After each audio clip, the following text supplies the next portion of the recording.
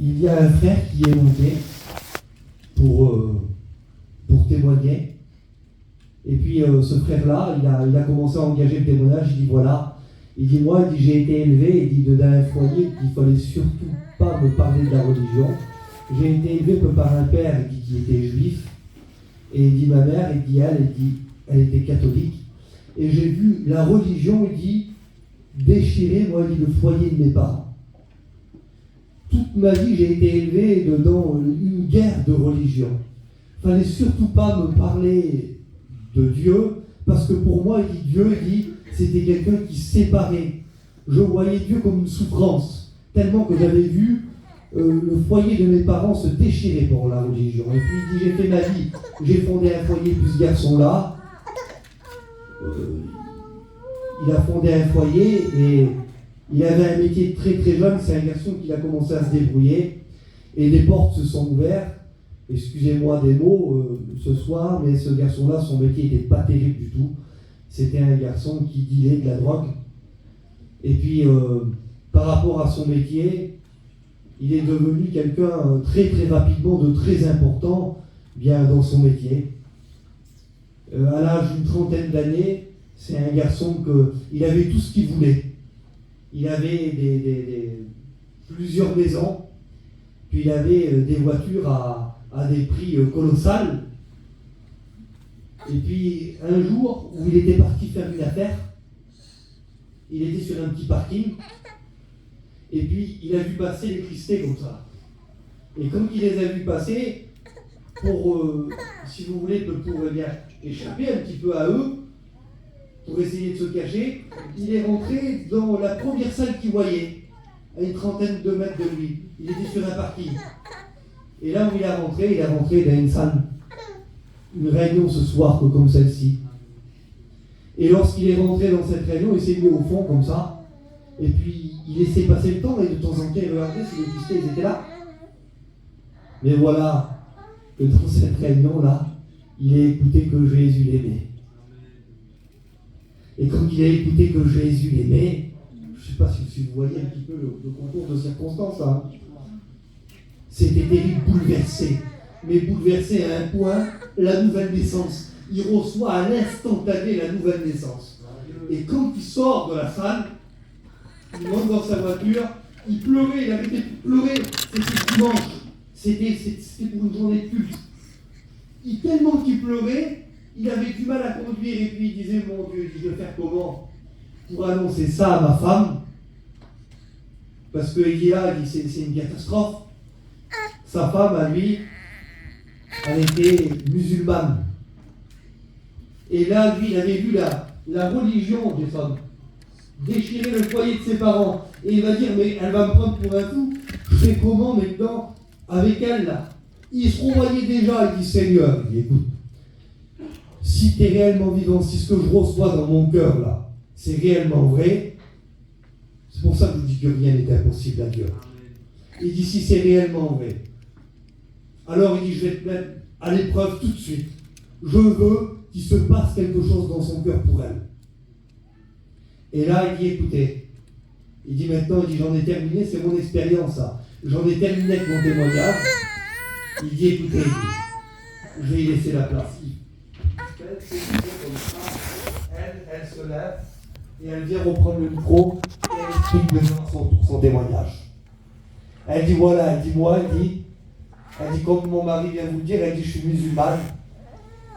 Et elle dit, j'ai été élevée dans la religion, mais alors au plus haut niveau, où elle faisait toutes les pratiques et tous les rites. Et puis, elle dit, j'étais malheureuse, mais à un point, elle dit, que je ne peux même pas vous dire. Et un jour, elle dit, je suis rentrée dans ma chambre.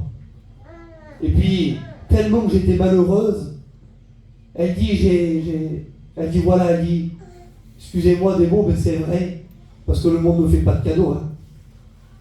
Elle dit, je voulais m'ôter la vie. Mais dans notre religion, elle dit, si on s'ôte la vie, c'est catastrophique, en fin de compte. Donc, elle dit, je me suis mis à genoux et j'ai demandé à Dieu, est-ce qu'il y a un Dieu? Est-ce que c'est vrai? Est-ce qu'il y a un Dieu? Et puis elle dit, j'avais pas de Bible, j'avais rien. J'ai ouvert mon ordinateur. Et quand j'ai ouvert mon ordinateur, elle dit, il y avait un verset de la Bible, je l'ai ouvert. J'ai dit ce verset-là, et quand j'ai dit ce verset-là, il s'est passé quelque chose de terrible. J'étais dans ma chambre, et elle dit, j'ai ressenti une présence, une amour que je ne peux même pas l'expliquer. Et quand j'ai ressenti cette présence et cet amour, elle dit, j'ai été vers mon mari et je lui ai dit, écoute, il faut que je parte 15 jours chez nous, dans les pays arabes, là, où ils font tout leur pèlerinage, et elle a été là-bas, pour découvrir exactement quel était l'amour qui venait de rentrer dans son cœur. Et elle dit, j'ai commencé à voir, et lorsque j'ai commencé à voir, j'ai étudié tous les prophètes qu'on a dans notre religion, le prophète Mahomet, et puis tout ça là. Et quand que je disais, en fin de compte, lorsque je disais, elle disait, j'arrivais à la fin, je disais, non, elle disait, ça peut pas être lui. L'amour que j'ai ressenti dans mon cœur lorsque je disais ce personnage-là, elle disait, c'est impossible que c'est lui. Ça peut pas être lui. Elle dit, j'ai passé à tous les prophètes. Et je suis rentré, quand je suis rentré des pays là, j'étais encore plus malheureuse que lorsque j'étais parti. Et elle dit, je suis rentré chez moi un dimanche. Et elle dit, ce dimanche-là, je me suis mis à genoux. Encore une fois, et j'ai dit, l'amour que j'ai ressenti, il faut que tu me la fasses encore ressentir. Je ne sais pas quitter, je ne sais pas comment découvrir. Et elle dit, j'ai été sur mon ordinateur. Et elle dit, j'ai tombé sur l'évangile de Matthieu. Et j'ai commencé à lire le chapitre 1, Manuel. Et là, elle dit, quand j'ai lu le chapitre 1, 2 et 3, et que je voyais le ministère de Jésus, elle dit, je me suis mis à pleurer, et j'ai dit, c'est lui l'homme qui est venu me visiter. C'est lui. Je le reconnaissais, elle disait à travers l'écriture, l'amour que j'ai ressenti dans mon cœur, c'est lui, elle disait. C'est Jésus, mais elle dit, je vais faire comment? Elle dit, mon mari, son métier, je vais faire comment pour lui annoncer ça? Elle dit, si c'est vrai tous les miracles que tu fais, alors elle dit, transforme-le. Et elle dit, au même moment, je l'écoutais arriver avec la voiture, et lorsque je l'écoutais arriver avec la voiture, je lui sortis comme ça à sa rencontre, on s'est regardé, lui descendait de la voiture, c'était le fameux dimanche, que lui disait, si c'est vrai, alors va la bénir à elle là-bas. Alors on est sortis, elle dit, j'étais en train de pleurer, lui sortait de la voiture, il pleurait. Elle dit, j'ai rencontré Jésus. Il dit, moi aussi j'ai rencontré Jésus. Rien, ma sœur, rien n'est impossible à Dieu. Rien n'est impossible à Dieu. Il peut tout. Amen. Alors écoutez, on va prier le Seigneur et on va maintenant laisser la place à son messager. J'aimerais que un des frères là, qui est là puisse prier le Seigneur. Un de vous les frères. Allez, on prie le Seigneur. Seigneur, nous voulons te bénir. Nous disons merci, Seigneur, pour ta parole nous est annoncée. Nous voulons te présenter, Seigneur, ton serviteur. Seigneur, tu lui accordes, Seigneur, d'être libre, Seigneur, son message dans son cœur. Nous prions aussi pour l'assemblée, pour nos cœurs, Seigneur, sois disposés, Seigneur, à ta parole. Merci, ta parole, elle est vivante, Seigneur, mon Dieu, elle change les vies, nous l'avons écouté. Seigneur, nous voulons que le Saint-Esprit agisse, Seigneur, dans cette soirée. Pour la gloire de ton nom, Seigneur. Amen. Gloire à Dieu. Amen. Vous êtes pas fini ce soir. Vous pouvez dire gloire à Dieu. Amen. Gloria a Dios. La sangre de Cristo tiene el poder. Alléluia. C'est le sang de Jésus qui a tout pouvoir. Ah, il y a ma tante, la cacou, elle sourit. Je n'ai pas perdu la main.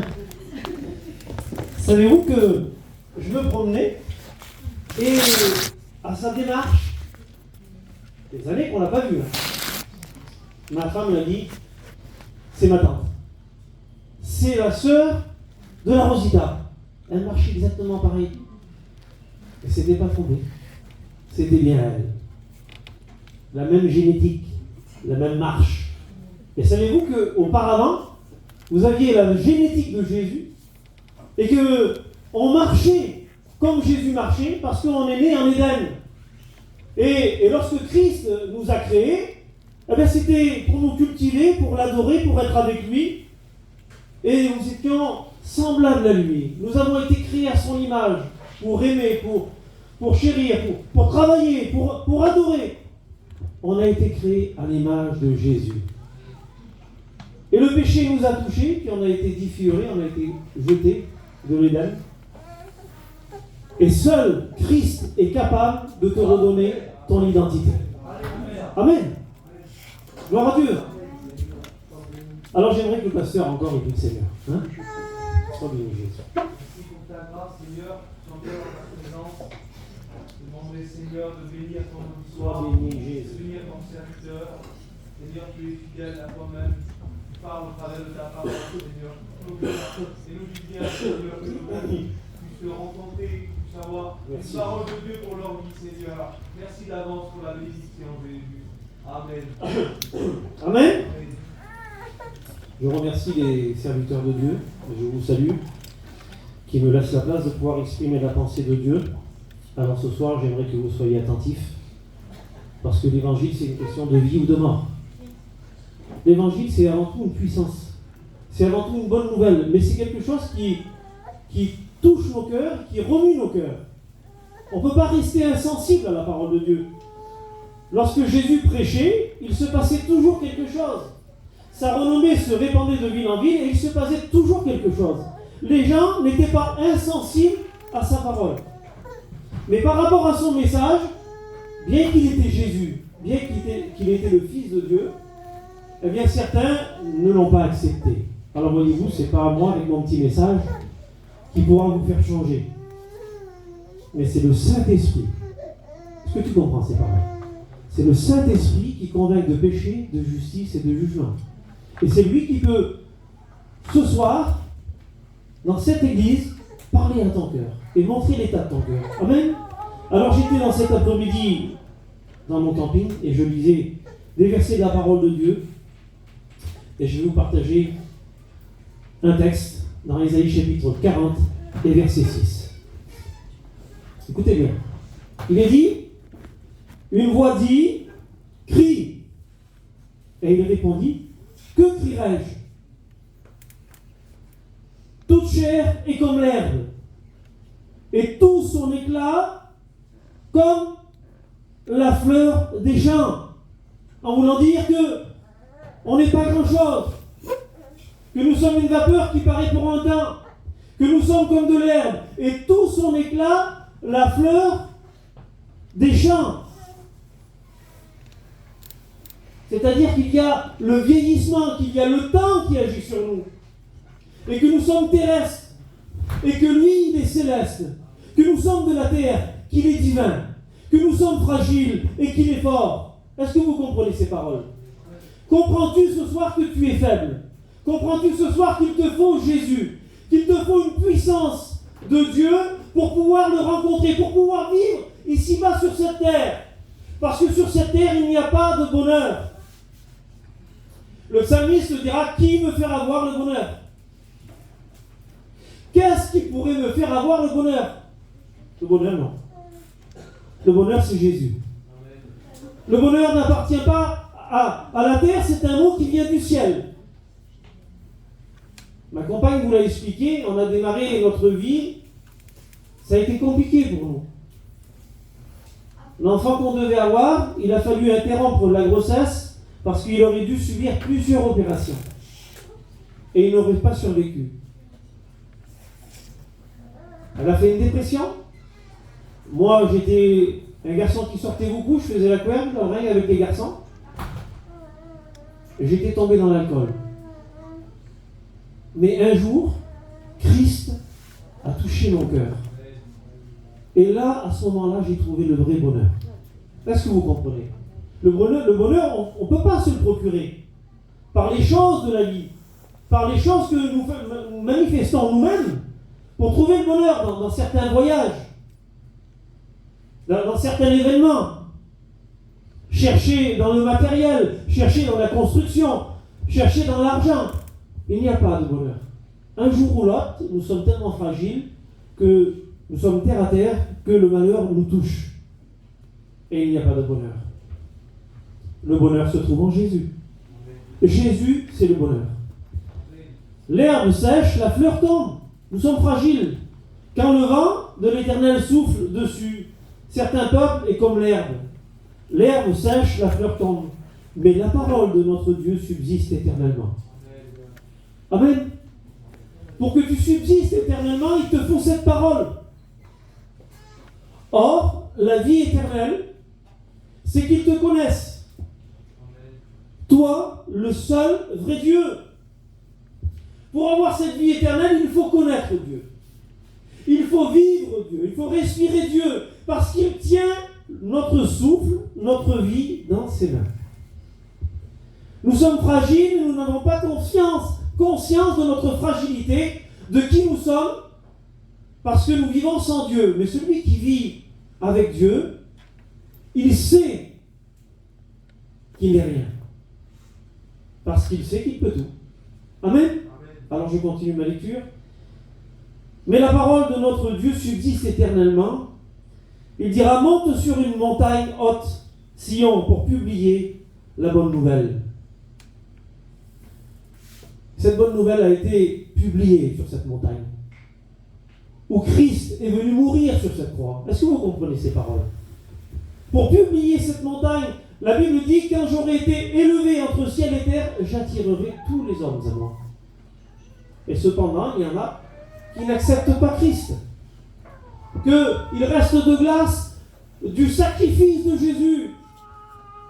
Et cependant, cela n'enlève pas toute sa puissance. Ce soir, peut-être tu ne crois pas en Dieu. Tu ne crois pas en Dieu ce soir. Peut-être dans ton cœur. Mais ça n'empêche pas d'exister. Est-ce que vous comprenez? Ce n'est pas tant le message que je vous délivre ce soir, c'est l'importance que vous prenez à le prendre, le message, ou à le refuser. Vous roulez avec votre voiture, il y a un radar. À 800 mètres, il y a un radar. Soit vous prenez le message, vous freinez, ou soit vous foncez. Vous allez prendre un procès. Michée, Dieu lui parle. Et Michée a dit, je dirai ce que l'Éternel a à me dire. C'était un prophète. C'est une sentinelle qui avertit le peuple. Mais les avertissements qu'on donne, certains les prennent et certains ne les prennent pas. Et ce soir, j'aimerais que tu prennes garde, que tu fasses attention. Amen. Je vous dis, ils sont punis. Monte sur une autre montagne, Sion, pour publier la bonne nouvelle. Quelle grâce. Élève avec force ta voix, Jérusalem, pour publier la bonne nouvelle. Et ici, dans Isaïe, on voit le tableau de la croix. On voit que c'est à travers ces quelques versets qu'il publie à Jérusalem, à travers la croix, la mort et la résurrection du Christ. Amen. Élève ta voix avec force, Jérusalem, pour publier la bonne nouvelle. Élève ta voix, ne crains pas. Dis aux villes de Juda, voici notre Dieu. C'est la présentation. Et ce soir, je te présente Dieu. Ce n'est pas un homme ce soir. Je sais qu'un homme ne pourra rien. Je sais que mon discours ne pourra rien. Et je lisais la parole de Dieu. Et j'ai dit, Seigneur, je veux lire ta parole parce que je sais que c'est en elle qui a le pouvoir salvatrice. Ce n'est pas un discours d'un homme. Vous comprenez? Et je sais que Dieu peut quelque chose pour toi réellement. Mais il faut que tu te nourrisses de cette parole. Il faut que tu prennes cette parole. Est-ce que tu comprends ces mots? Dans Deutéronome, il nous dit, car l'Éternel, votre Dieu, est le Dieu des dieux. Amen. Amen. Il est le Seigneur des seigneurs. Il est le Dieu grand, fort et terrible. Il ne fait pas de favoritisme. Et le Seigneur, ce soir, il ne fait pas de favoritisme. Les hommes font des favoritismes. Par des sélections. Des fois, on choisit des noms, on choisit des groupes, on choisit des personnes par rapport au pouvoir de l'argent, au pouvoir de certaines choses. Mais lui, de son ciel de gloire, il cherche quelqu'un qui soit intelligent. Et quelqu'un, la Bible dit que c'est l'intelligent qui cherche Dieu. Et j'aimerais ce soir que tu puisses raisonner sur ta vie, sur ce que tu es, et que tu puisses saisir avec ton intelligence. C'est l'intelligent qui cherche Dieu. Le Seigneur du haut du ciel, il regarde dans l'église ce soir, s'il y a une personne qui soit intelligente. Vous savez que la Bible dira que l'insensé dit en son cœur, il n'y a point de Dieu. Ce soir, il ne faudrait pas que tu sois insensé. Il faudrait que la foi se crée dans ton cœur.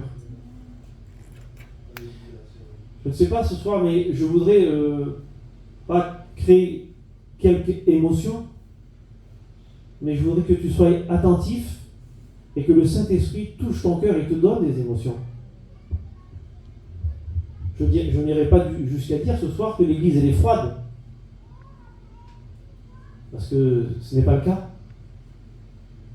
Mais peut-être il y a des cœurs qui sont durs. Durs à l'Évangile. Durs à changer. Parce qu'ils aiment leur péché. Parce que le péché, voyez-vous, rabaisse l'homme. Le péché détruit l'homme. Le péché nous enlève toute valeur. Le péché nous enlève toute identité. En Éden, on a perdu notre identité lorsque nous avons désobéi. C'est pour cela qu'on n'appelle plus un homme qui boit par son nom ou qui se drogue par son nom. C'est un alcoolique. C'est un drogué. Le péché nous enlève toute valeur. Le péché nous enlève toute famille. Parce que lorsqu'on a péché, des fois on est rejeté, écarté de la famille. Parce que Satan n'a pas de cœur, il n'a pas de pitié, il a décidé de te détruire. Il veut détruire l'homme et la femme. Il ne veut pas que tu arrives au salut, à la bénédiction. Alors c'est pour ça que je dis que l'éternel Dieu est un grand Dieu fort, puissant et terrible. Et je dis souvent ces mots que je préfère tomber dans les mains du diable parce que l'Éternel pourra m'en sortir. Mais si je tombe dans les mains de Dieu, qui pourrait subsister devant le jugement de Dieu? Est-ce que vous comprenez ces paroles? C'est important. Ceux qui sont en Jésus-Christ, pour ce groupe qui ont accepté Jésus, eh bien, ils seront épargnés du jugement de Dieu. La Bible dira que c'est une puissance pour ceux qui sont sauvés. La croix est une puissance. Et si, ici, dans ce texte, il nous est dit, monte sur une haute montagne, Sion, publie la bonne nouvelle, avec force et avec ta voix, Jérusalem, pour publier la bonne nouvelle. Vous savez ce que la bonne nouvelle leur a dit sur cette croix? Elle leur a dit, pardonne-leur, car ils ne savent pas ce qu'ils font. Et croyez-vous qu'aujourd'hui, avec notre conscience, les hommes et les femmes ne savent pas ce qu'ils font? Écoutez ce texte, dans Romains chapitre 2, verset 15, il dit « Leur conscience en rend témoignage, et leurs pensées s'accusent ou se défendent tour à tour. C'est ce qui paraîtra au jour où, selon mon évangile, Dieu jugera par Jésus-Christ les actions secrètes des hommes. » C'est-à-dire que notre conscience nous condamne ou nous libère, selon ce que nous avons commis, selon ce que nous avons fait. Parce qu'il y a la conscience de l'homme. Et c'est ce qui te permet ce soir, ta conscience, eh bien, de voir l'état que tu es et d'accepter Jésus. Et Jésus proposera un jour, et il dira, choisis la vie, afin que tu vives. Il y a deux endroits où passer l'éternité. Il y a le chemin de la vie, le chemin de la mort. Jésus dira, choisis la vie. Et il faut réellement choisir Jésus. C'est important. C'est important de se rendre compte que le péché détruit l'homme. Il dira, en vérité, je vous le dis, leur répliqua Jésus, quiconque se livre au péché est esclave du péché. C'est grave d'être esclave. Si Christ vous affranchit, la Bible dira, alors vous serez réellement libre. Je dis amen. Que c'est beau d'être libre. D'avoir été libéré lorsqu'on a vécu une vie d'esclavage, une vie de débauche, une vie d'alcool, une vie de péché. Moi, j'ai vécu ces choses-là. Et un jour, j'étais dans une réunion semblable à celle-ci. Je me suis approché devant et j'ai accepté le Seigneur. Et je pleurais sur mon péché. Ma femme même pensait que j'avais bu, parce que je buvais beaucoup. Mais c'était le Saint-Esprit. C'était Dieu qui avait touché mon cœur. Et Dieu m'avait révélé que sans lui, j'étais perdu. Et il m'a donné réellement la paix. Il m'a donné réellement la joie. Vous savez, je dis souvent ce verset pour éveiller les consciences. Tu crois qu'il y a un Dieu, tu fais bien. Parce que les chrétiens croient, ils savent qu'il y a un Dieu. C'est bien. Mais il dit, les démons le croient aussi. Mais eux, ils tremblent. Vous comprenez ça? Ils tremblent. Parce que les démons connaissent la puissance de Dieu. Connaissent la puissance de Jésus. Jésus n'a pas mis un pied à terre lorsqu'il sort de la barque que cet homme, le démoniaque de Gadara, se jeta à ses pieds. Parce qu'il y a une volonté d'être délivré. Vous savez, il y a des personnes qui... C'est un choix, l'évangile. Vous ne serez jamais béni si vous ne voulez pas être pardonné de vos péchés. Mais lui, il est dit que, à peine Jésus est arrivé, il se jeta à ses pieds. Parce qu'il veut être délivré. Parce qu'il en a marre de sa situation. Il sait qu'il est lié.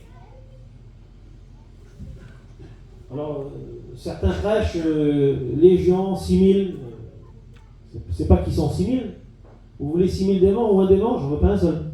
C'est pas le nom, hein. C'est quand on est lié, on est lié. Et on a besoin de délivrance. On a besoin de liberté. Et lorsqu'il a croisé son chemin, il a été libéré. Et il a pu vivre une vie assis, vêtu dans son bon sens, une vie pleine en Christ. Parce qu'en réalité, lorsqu'on est loin de Dieu, eh bien, on ne vit pas. C'est compliqué, on ne vit pas. On vit sans Dieu. On mène notre vie. Mais si Christ vous a franchi, vous serez réellement libre. Amen. Et ça, c'est important. Écoutez ce verset-là. Verset 18. À qui voulez-vous comparer Dieu? Et quelle image ferez-vous de son égal?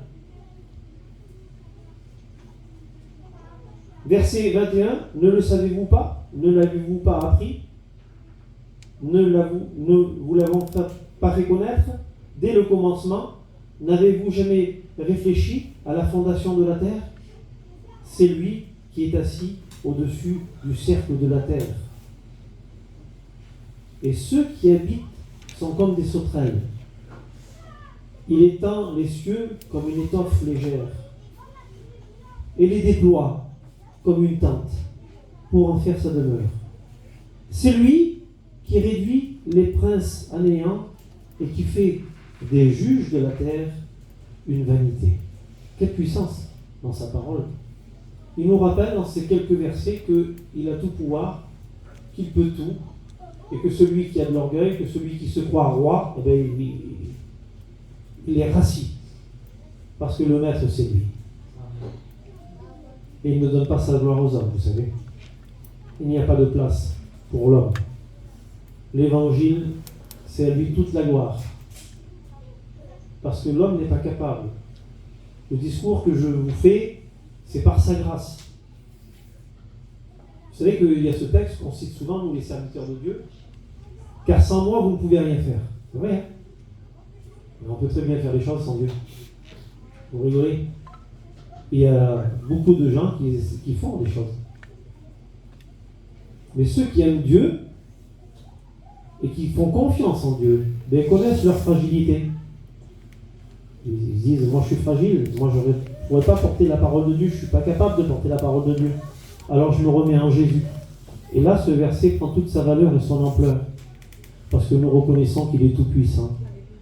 Et c'est réellement ces mots qui résonnent dans mon cœur, car sans moi, vous ne pourrez rien faire. Et moi, je sais que je ne peux rien sans Jésus. Mais je sais qu'un mot de Jésus peut changer ton cœur, ta situation. Vous savez, tu passes des fois pour être vivant. Le frère hier, il a prêché sur la résurrection. Des fois, on passe pour être vivant, mais on est mort dans l'église. Et il y aurait besoin que tu ressuscites spirituellement.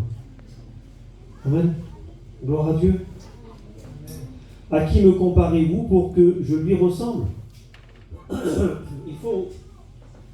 Il faut vraiment donner sa valeur à Christ. Levez vos yeux en haut et regardez qui a créé ces choses. Qui a fait marcher en ordre les armées? Il les a appelées par leur nom, par ses grands pouvoirs et par sa force puissante. Verset 28. Ne le sais-tu pas? Ne l'as-tu pas appris? C'est le Dieu d'éternité, l'Éternel, qui a créé les extrémités de la terre. Il ne se fatigue pas, il ne se lasse point. On ne peut sonder son intelligence. Il donne de la force à celui qui est fatigué. Il augmente la vigueur de celui qui tombe en défaillance. Les adolescents se fatiguent et se lassent. Les jeunes hommes chancellent. Mais ceux qui se confient en l'Éternel renouvellent leur force. Est-ce que vous voulez faire ça ce soir? Est-ce que ce soir vous voulez s'appuyer sur lui qui est fort et dire au Seigneur que nous sommes faibles?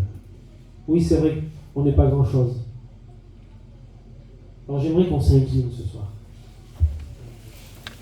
et qu'on puisse prier et qu'on puisse remercier Dieu.